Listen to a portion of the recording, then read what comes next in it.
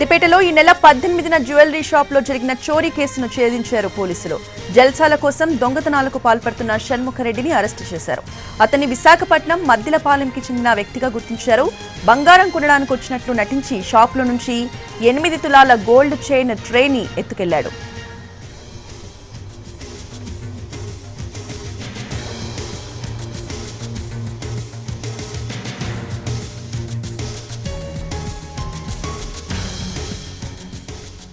సిద్దిపేటలో ఈ నెల 18న జ్యువెలరీ షాప్ లో జరిగిన చోరీ కేసును ఛేదించారు పోలీసులు.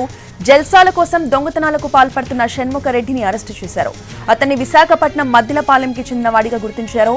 బంగారం కొనడానికి వచ్చినట్లు నటించి షాప్ లో నుంచి 8 తులాల గోల్డ్ చైన్ ట్రేని ఎత్తుకెళ్లాడు.